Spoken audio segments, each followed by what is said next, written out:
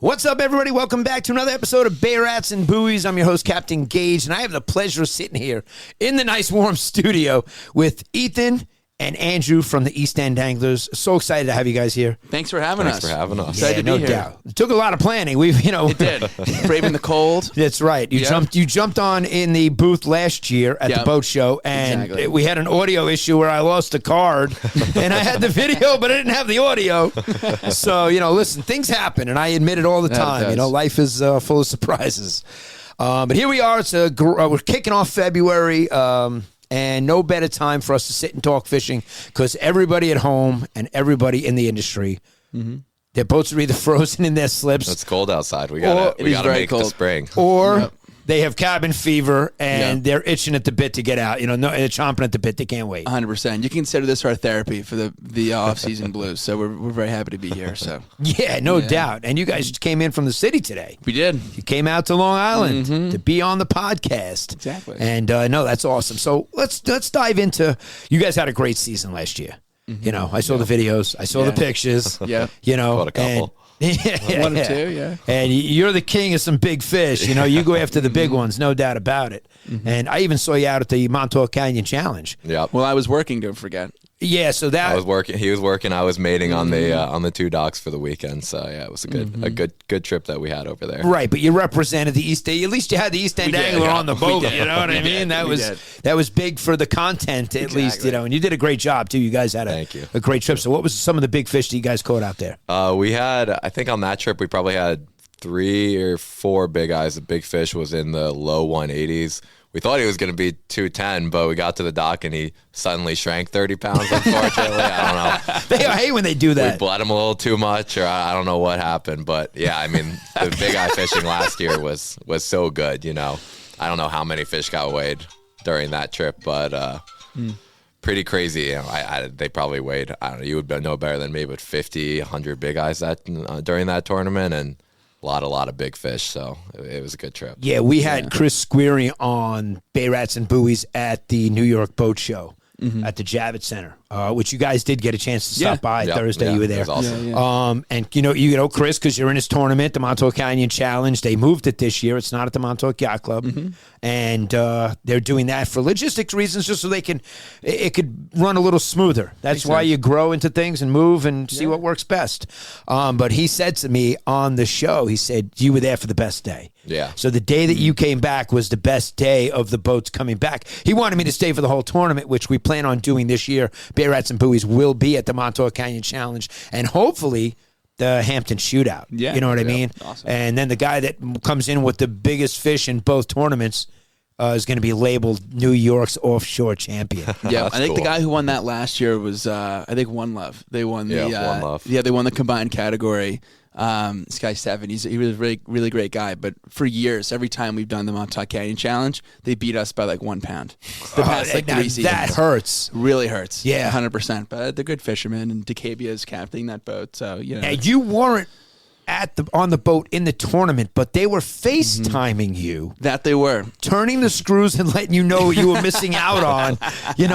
We all know what that's like. Because I can't. It had to rub it in. And I not only from Ethan, but also from my dad and also from our captain, Jamie Hummel. So all 3 Jamie, of them, the captain, 3 right. simultaneous FaceTimes. I'm like, there can only be one thing. Either the boat's sinking or they're catching a tuna. And when Jamie's FaceTiming you that it's because there's a big tuna in the background. 100%. And they just love to rub it in. Love to rub it in. And we all do that. We all text, we text buddies when we're fishing and catching fish, and we say to them, hey, how's work going today? Yeah. And then they see us holding up a 40-pound striped bass, and they're like, we hate you. Exactly. Now with Starlink, you don't even have to wait till you get home. You just FaceTime them while you're out there and give them a live action update of what they should be doing. Where in the past you had to wait because, or you had to use the sat phone. Yeah, exactly. And charge the call, and, oh my God. Nobody wants to do that anymore. So Satlink is, the Starlink is really a game changer. Oh, yeah. And as far as some of the technology, and I'll say this because guys on my dock are big on tuna. Corey, my mate, he had a whole bunch of trips last year. The technology has really changed as guys finding the thermocline and the warmer water to find where they're going to get on fish, easy, hopefully, find them better. Yeah. And you do the same thing? Yeah, technology, reporting. I mean, we work with Canyon Runner too, and they've got a great a great membership program where kind of they'll give you updates on how the fishing is, and go through water analysis with you and kind of understand, just teach you what you should be looking for when you get out there. I mean, our fishery is very patterned, right? The fish are coming in at certain times, feeding on certain food, or depending on the season, and just understanding those patterns year to year, little intricacies and whatnot is what separates the good guys from the decent guys from the bad guys. But we're no experts by any means. We try to get out there and find a temperature break and work it, and work hard out there. It's all that matters. Yeah. Yeah, and that's why that technology really is in effect. Guys that call me, they can actually tell their friends that are out there where to go, 100%. that they're a mile off west of where they should be. And we can't tell you how many times we've had that sort of situation. Like Canyon Runners put an example of that, or just our network, where I always describe to people who don't fish, they're like, oh, the ocean's huge. How do you know where to go? And it's literally, a desert with pockets of life constantly moving around. And like, there's so much, to Ethan's point, of pattern recognition that goes into that, whether that's chlorophyll levels or moon phases or temp breaks, etc., currents. And so we've already been on trips. We've gone out there. We thought we had good intel, and everything lined up except the fish. We saw life, we saw bait, we saw everything, and no fish. And then, we'll get a text from one of our buddies, oh, I'm 10 miles east of you. Like, come meet me. We're hammering yellowfin. And we get there and we caught like a dozen, within like an hour. Yeah, and especially for us. I mean, we all have full-time jobs. As much as we'd love to fish every day of the year, we're not on the water, 200 days a year like some of these guys. And for us, staying on top of everything so we can maximize the amount of time that we have offshore is super important, because, I mean, for me to go canyon fishing, it's $3,000 in gas, and you add ice and you add bait and whatever. So it's expensive, and not even just expensive. It's just the time that you have to spend to get out there. It's a limited opportunity. So, and especially like for weekend warriors like ourselves, right? It's like we have pride. A lot of people are like, oh, like, you guys aren't fishing all the time, like yada, yada. And that is true. Like, we're not. It's not our full-time job. Hopefully one day it can be, right? But, I can't tell you how many stories, like Ethan, myself, or Will, it's like we're leaving our office at like, let's say 8 or 9 p.m. on a Friday, and I have my suit on from work, and then I go right to the boat, and, you want me to continue, by the way, or should I? Keep going, okay, all right, cool. And I go right from, the office to the car in my suit. I get to the boat. I take off the suit, I put on the Grundens, get right on the boat, run out to the canyon, probably like an hour or two of sleep on the way. I mean, we have those bean bags that help. And these guys always make fun of me. I'm always the big sleeper on these trips. Yeah, Andrew doesn't fish. He just sleeps. I sleep. He gets better sleep in the and canyon. I'm like, guys, I slept so well. How'd How'd you sleep last night? They're like, well, Andrew, you were asleep the whole time. You were working the line, so we don't feel as well rested. No, but jokes aside, for people like us who it's like, right from my office to the boat, I mean, you have to optimize that time on the water as much as you can. Absolutely. You have windows. Yeah. It's a window of opportunity, 100%. and Mother Nature plays a big part in that well. You get out there in 16-foot waves, and it's like, this is the window I had. Yeah, 100%. 100%. Especially if we're going in Will's like 27-foot blackfin. Yeah, we do some big trips in some little boats. We do. We're not afraid of it, but Yeah, no doubt. And maybe a little afraid sometimes, but maybe occasionally. So now, Ethan, the last time I saw you were actually in Montauk, fishing the Montauk Canyon Challenge. But you fish out of Jersey, a lot. Yeah. My boat is based out of Jersey City, so a little different fishery than we have, out east.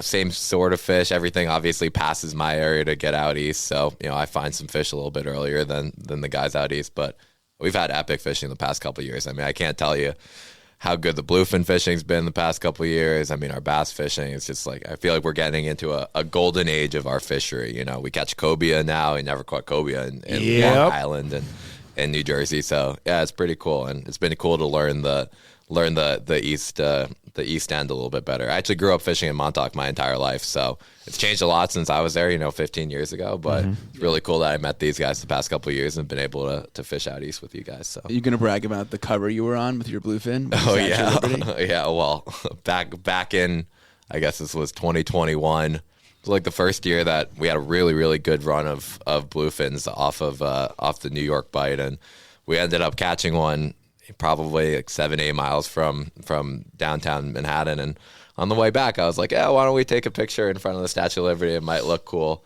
got picked up by some media outlets, and then everyone was in the comments like, he didn't catch that fish in the Hudson River. He didn't catch that fish in the Hudson River. No, I did not catch the fish in the Hudson River. But right. But to the layman, it looked like it. But yeah, no, we catch them looking at the New York City skyline now. It's pretty crazy. Yeah, Rockaways is real big on catching tuna. It's a hot spot. Yeah, we catch them, a half mile from shore sometimes. I mean, 600-pound fish. Unbelievable. And we'll see them when we're like fishing bunker pods along Shinnecock, like South Shore. We're working bunker pods for like stripers, and of course, it's always when I don't have the Penn 80 wides ready to go, like on the boat. The giants will just erupt around the boat, just all gorging on bunker, and it's like I'm striper fishing. Like this is crazy, and I'm like maybe 800 feet from the beach. Yeah, guys catch them on Mojo's bunker spoons now. It's wild. Yeah, they've come in real close. There's no doubt about that. Yeah, we have a guy in our that was in my tournament last year, and he takes a 23-foot boat with a single engine, extra gas cans, and he goes out there and goes tuna fishing, following the draggers. And he gets behind him, and every trip he's been very successful. Yeah. I call him Tuna Tom now. He's got a nickname. Slayer Exactly.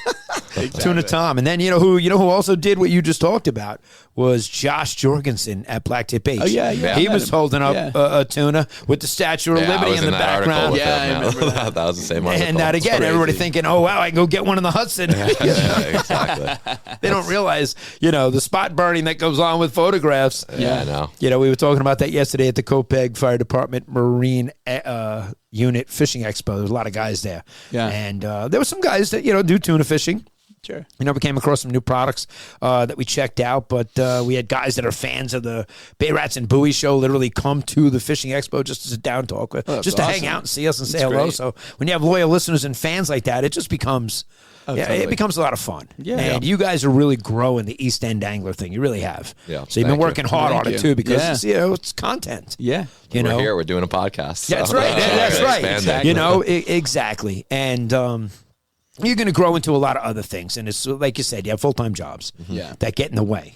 Unfortunately, so, they do. Yeah, me being past my first career, now I figured, I want to work on the water. Yeah. I want to work full-time. I'm a commercial tow captain. I run a charter business. I got the podcast. We started a fishing club. We started a fishing league. So it's like you grow into these things, and it's one step at a time. Yeah. You can't just take off running. So you guys are doing a phenomenal job. I love what you guys are doing. Oh, thank you. Absolutely. And that's why you're here today. Yeah. And so we're kicking off February here. It was 73 days away from opening day for striped bass, and even in the first week, you guys kick off. Tell us a little bit about the first week of April. I think you guys kick off for tuna. We usually launch our boat in Jersey, April 1st, sometimes March 15th, but right around April 1st. And we'll have the bluefins come in, real early. I mean, they start to see them in April, early May, and that's when our bass fishing gets good too. So it's not that long of an off season now. I mean, we bluefin fished. I think the last day I bluefin fished this year was December 12th, maybe. And that was even a little early. I mean, I know guys who will do it all the way to Christmas. So at least we only have the off season's getting shorter and shorter. As That's the fish it. It's are a 3-month window that you take a break yeah. and you back out. It is awesome. And Will and I always joke that one of our favorite parts of getting to know Ethan in the last few years, right? Because Will and I grew up together, and then we met Ethan about 4 years ago. Yeah, now? 4 or 5 years. 4 or 5 years ago. And now it's extended our fishing season a month on each side because the boat's in Jersey, so it's great. Because the East End shuts down, it's like sooner and starts later. But now because we have Ethan, it's perfect. Yeah, exactly. And I even pay for gas. It's great. It's all good. We all exactly. People don't realize the expense. So we were talking about this yesterday at the show, and we were comparing it to striped bass fishing. And here was a piece of merchandise that was $450 for one thing. Yeah. And we said if it's striped bass, it's $300 for a setup. Okay, for a decent striped bass setup, and and we'll go on the low end just to use that as an example. Sure. If you add that same low-end tuna setup, just put a 0 on the end of it. Add a 0 to everything. Right? Just put a 0. It's the tuna multiple. And you can get the $3,000 setup for the cheap, for the cheap. I always tell my friends that for the money we spend on owning boats and maintaining and going fishing, I could fish any charter I want, whenever I want, and, I fish as much as I want. But, I mean, we love it because it's it's a very complete process, from getting up in the morning, rigging the baits, all the way to, filleting fish for your friends and making sushi and whatever you end up doing. You get to own the entire process. That's what's so cool about fishing, and I mean, it's great, and we love doing charters, and obviously when it's convenient, but there's nothing like doing it yourself. Whatever it ends up costing. That's why we make money. What else we're using it for? Literally, it's not even a joke. It's not girlfriends. Hey, girlfriends like that. Andrew and I are not doing that good on that part. So well said, though. Time. Yeah, that's what we all aspire to: is fish all the time. If we could fish all the time and get paid to do it, we would do it. Yeah. 100%. Absolutely. But the tuna expense, just the offshore gas serious. alone. Oh yeah. Running 120 miles offshore is an expense. I always tell these guys, I'm like, man, we're gonna know we made it if we get a fuel sponsor. That's our next. That's our next one. Shell or BP right. Yeah. If they're watching this, there you go. We're right here, guys. That's it. Mobile and all the other companies out there. Exactly. Anybody willing to donate some gas? There you go. The East End anglers are the ones you're going to want to put the fuel in. Yeah, Exactly. seriously, we use a lot of it. We do, and we have the fuel bladders too. We'll load up Will's boat with, we have 200-gallon fuel bladders. Sure. The tank is 180 gallons. So we're over doubling our capacity. Right. And that is it's quite a bit of fuel. So Oh, yeah. Not only is It it adds quite a up. bit of fuel, but just want you guys to know what that equates to. You got a 200-pound gas bomb on your boat. Yeah, exactly. That you're driving out with, Yeah. because my buddy does it on his 380 outrage. Yeah. They put a 50 or a 75 gallon Yeah. bladder so Got they a get out bomb there. on the bow of the boat. Exactly. Yeah. But it's better for the diesel guys that have to put the bladder on, because you could throw a cigarette into the diesel. Oh, yeah. And it's Yeah, not gonna. I have a diesel on my boat, but I carry an extra 200 gallons right in the middle of the cockpit, and that's why once you're putting out your trolling lines and you haven't drained the fuel bladder, you're dancing around the fuel bladder to put out your belly hooks. Yeah. Make sure you don't puncture it with a hook or something. Yeah. Wouldn't be good. It is jokes aside, definitely a process that you have to pay a lot of attention to, and you can't screw around. And to Ethan's point, right? It's you run out there, and then you fill up right away as much as you can. So That's you right. just want to minimize the amount of space. That's right. on the Put boat. less fuel Yeah. sitting on the deck of the boat. Exactly. Because that's where it is. 100%. Yeah, and make it happen though. I mean, that's what the whole brand is about, and what we kind of try to communicate, I would say, to our through our media and whatnot, is if we just make it happen however we can. I mean, we work full-time jobs, we live in the city. When I tell people I'm going tuna fishing, when I'm out at a bar on Thursday night up too late, when I should probably be getting a rest so we can fish the next day, but doing whatever we do. You're going tuna fishing tomorrow. What do you mean you're going tuna fishing tomorrow? It's first of all, they have no idea what takes to go put into it. I mean, no idea. No. It's where are you going tuna fishing? How? Exactly. What are you talking about? It is also about being strategic, right? In terms of from a content perspective, right? Since we're only fishing on weekends and for only part of the year, it's you got to stockpile a lot of content to get you through the winter, and or spread out stories during the week, right? And we're always upfront about that. We're this isn't today. But you'll still have people message us who are it's me in a bathing suit in February catching a mahi, and they're wow, is this today? And I'm not quite actually. This wasn't today.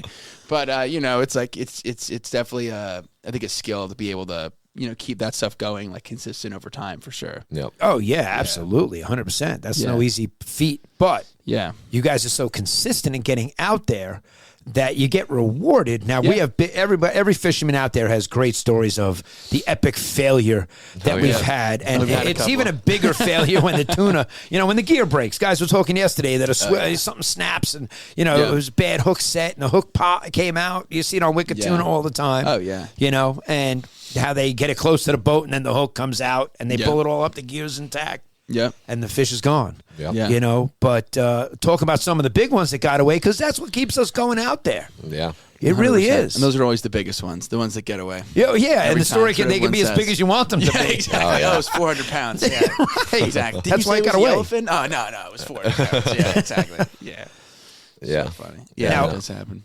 People don't realize the identifying the fish too, because tuna are not so easy to identify what species it is. Yeah, Yep. That they have actually had to send a tail to send the fish to a lab to do a DNA on it to figure out whether it was a long fin or a yellow fin, or I mean, isn't that incredible that these fish you can see them and still not know which one you caught? Oh, 100%. And some of them are similar, some are different. Albacore, at least, they have the longer fins. It's a little easier. I think when I started tuna fishing years ago, I think big eyes and bluefin would be where I'd get confused. And, Yeah. Those big eyes, those little big eyes, and the yellowfins always look exactly the same too. Yeah, that too. Yep. Yeah. Now, last year I did my first tuna trip where I took my nieces and nephews out of Port Everglades. We went for tuna and sailfish. Oh, nice. Turns out I hooked into a small blackfin tuna. Oh, yeah, I see. And now I'm thinking, and we're getting it close to the boat. It's doing its little thing, and it's pinwheeling or whatever. Yeah. And I'm keeping the rod, keeping it tight, and getting him in and getting him close. And here he is. And the captain's yelling down, that thing's huge. And I'm seeing, it's a small, to me, it looked like a penguin, and I'm watching Wicked Tuna, and I'm seeing huge tuna the size of a van. And he's yelling that thing's huge for a black. So I didn't realize that was big for that the species of fish. Oh, yeah. That it was, like a 35-pound or a 30-pound. Oh, yeah. Yeah, they don't get huge. And I fished in, Ethan, obviously, because he has a boat there, fished in St. Thomas. I coincidentally, before we knew each other, used to go there all the time. And we'd fish down there. We'd always blackfin tuna fish just like that. And I remember every time it's like you're pitching live baits or you're jigging for them. And every time, like, you'd see the tuna come because you're just chumming the water. Then maybe like 15 feet behind him, you see a big dorsal fin. And then it's like you have to crank those things in so quick, tight up the drag. Yeah, sharks. There are so many sharks down there. It's unbelievable. Yeah, you're lucky to get your fish back to the boat. 100%. Well, I was just in Venice last week filming a video and doing some fishing, and we were 2 for 8 on yellowfins. We caught one that was like 170, and then one was 130 something. But we lost 6 fish to sharks, and we got sharked literally in 4 or 5 minutes. And we hooked one that was 250 something, and got sharked in 4 minutes. It's crazy, the shark stuff. And we're starting to see sharks up in the Northeast now too. I mean, I never heard of people getting sharked out in the canyons until like the past few years now, and it's really bad, especially in central Jersey, like central canyons. It's getting bad. Yeah. There was a term that somebody used, and you probably know it. I can't think of it right now, but when you get sharked, there was a term that they used. The tax The man. tax man? The tax Yeah, man. the Getting tax taxed. Yeah. You got taxed. 100%. Yeah. So I heard that at my dock last year. It's a hefty tax sometimes, too. Yeah. Oh, yeah. Well, even like in big, I mean, we don't do marlin tournaments really, but, you read articles about like marlin tournaments. There was one, was it last year or something? Yeah. And they caught like a record blue marlin. They were going to win a couple mil, and then there was a tiny shark bite in the back. Yeah, I think and they were disqualified Because of the shark bite. Yep. Even though it was like a small little Tiny gash. little thing. Yeah. Oh, and I did read that article. Yeah. And speaking of marlin, sitting in here, the three of us right now, we're going to challenge Michael Jordan. Catch 23. I don't care if it's the Bayless, the Viking, whichever boat you're on, we're coming for you. Because how awesome, he's in every tournament. The guy is so competitive. Yeah, they're doing good now too. They're catching some fish. They were struggling in the beginning, I think, and not calling you out, Jordan, but no, that was me, Captain Gaige. I'm not calling you out. Captain Gaige was calling you out. They came in second at one of the big tournaments this year, so it was cool. No doubt. Yeah. That's awesome.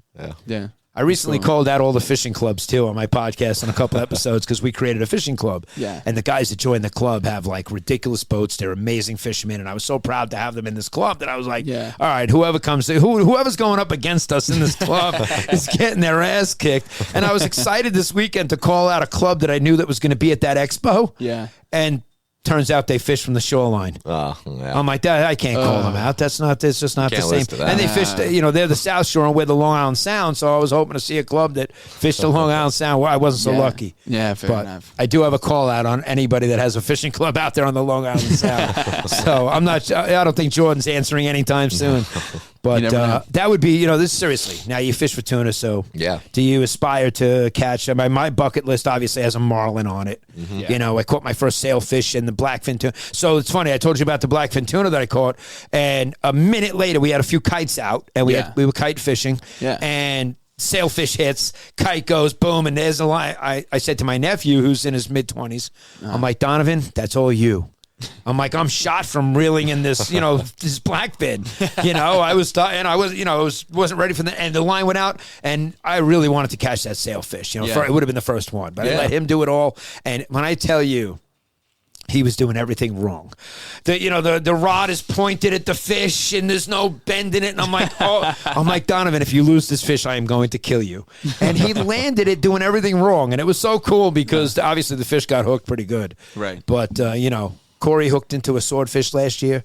He was barely hooked he got it, and it was a big one too. Yeah. And I'm just gonna say like 120 pound sword. I don't know if that's big. That's a good one. We got one like not quite that size, but probably like 70, 80 pounds. Jigging. which is insane. Yeah, we caught one on a jig. We got a couple of them on it. And I remember Ethan kept getting cut off. This was like, what, October of 24, I guess, Yeah, probably? only a year and a half ago. Yeah, a year and a half ago. And Ethan, he kept hooking up, and I kept hooking up, and we kept getting broken off. And we're like, what the hell's happening? Like, are we getting sharked or something? Right. Finally, Ethan gets one close up, and we see a freaking bill come out of the water. We're like, holy shit. Swords. And we were, Swords and literally, on the we jig. had people message us, actually. Like, pretty nasty stuff. You know, it's like part of social media, right? Sure. People, you have to have things. Of course, you got to take the good with the bad. We're like, whatever. So we're not fazed by that. But, like, people are messaging us, like, this is so wrong that you photoshopped, like, a swordfish in, like, and you faked this, like, this is staged. I'm like, I wish I had the tech skills. Even if our tech guy, I don't know if we can do that to a live video. I mean, that'd be maybe with AI, but this was sort of that. That was pretty crazy. That is one of the coolest catches I think we have ever had. I mean, none of them were like big, but I mean, reeling them in on spinning rods. Oh, that's got to be so much fun. Yeah, I think we hooked 7 or 8 that night. It was a lot of them. Yeah, and our sword baits, I think maybe one got touched. Yeah. The rest, it was all jigs. I think this is just so bizarre. It's like no matter how much you know about fishing, there's always going to be a trip or a couple trips where nothing makes sense. Oh, right. It blows you away, mind blown, because you're like, holy cow, that's not supposed to happen. No, and it did. My favorite was on that trip. We had one on a float with a light underneath it. And that was it got bit, and Andrew's looking at the light going across the surface. He's like, "That's kind of weird. What's that light doing?" And there's a swordfish tracking the light across the surface. We try to come tight on him, and 130-pound mainline just snaps like with no pressure underneath it. We're like, what in the world is possibly happening? And we're just watching a swordfish drag this light around the boat for like an hour. Kept swimming around the boat. He was looking to catch more lights. Yeah, taunting us, you know. We're like, oh, you got to be kidding me. He was taunting us. Yeah, that was rough. That's hysterical. Yeah. So, unless you have that on film, nobody believes you. Yeah, exactly. You know? Yeah, I told one of the other captains that I had a line wrapped up in my prop, and he was just like, he's like, and it was on a commercial towboat. And he was just like, did you have it on video? And I'm like, no. He's like, well, then it never happened. And I'm like, well, I guess that's right. So, but at least I tell the truth. I tell the story. You got to listen. Things happen out there. Yeah. And you got to be prepared for it. So we were just talking about the different tactics that you got to sword on jig. Yeah. What are some of the other tactics that you use as far as, like, do you get any on poppers? Do you jig for them? Because when when they're jumping around your boat, you probably want to change it up a little bit now that you're out there striped bass fishing. You said you can't get the 80 wide ready fast enough. Yeah, exactly. But if you're out there and that does happen, can you switch up and go to the spinners and get them on poppers, sure. which is 100%. Yeah, I think fishing is a lot of it's about preparation. My brother always gives me crap because I bring literally 30 rods on the boat. When I go out there, I got a rod for everything, and you never know. You'll be out there and drifting in the canyon, and it's late at night and nothing's happening, and then you see a school of tuna underneath the boat, and you don't have a jig tied on. You're not gonna catch that tuna. You're gonna miss it. 100%. You're gonna miss them. So 100%. it's just about being adaptable. I mean, the sword fishing particularly, we'll do the nighttime thing, dropping squids and strip baits and that kind of stuff, and then we do a lot of daytiming now these days too. Daytiming has become really popular in the Northeast, and it's super effective. I mean, it's a long way to go to catch a swordfish, but it's really effective. And talk about maximizing your time, like we were saying earlier, right? It's like you want to optimize everything you're doing out there. So, okay, cool. Right, so it's like it's just another thing to do during the day. Because if you're going out to the canyon, right, usually trolling for tuna, unless it's like late in the season when you're chunking. It's a lot of sunrise, sunset, like whatever, later morning. But like there are a few like kind of like dead hours during the day, like midday, right, where the fish go down. It's like not much going on.